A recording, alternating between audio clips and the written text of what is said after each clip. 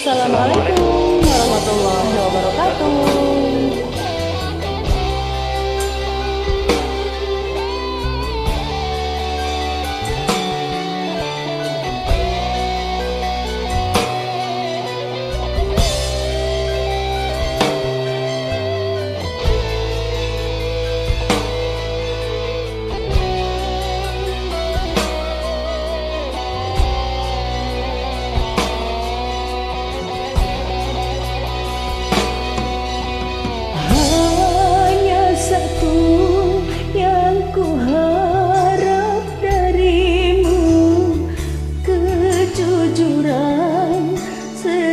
Kasih sayangmu cuma satu yang ku pinta darimu, ketulusan juga kesetiaanmu.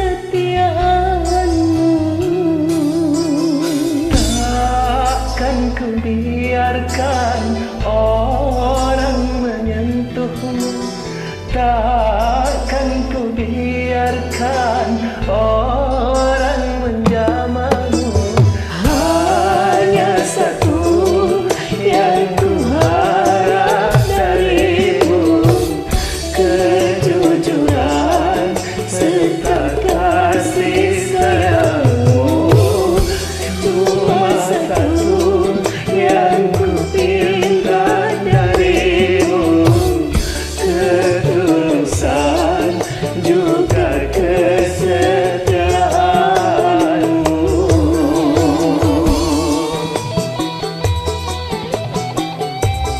Nyukalapa Perdana Rekod Surabaya.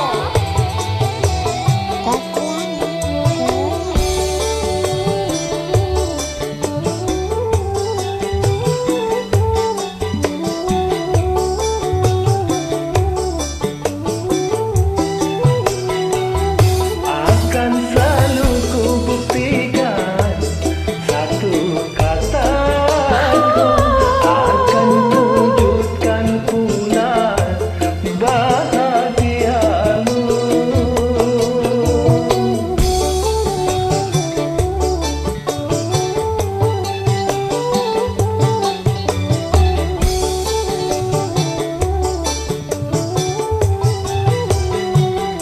Karena dia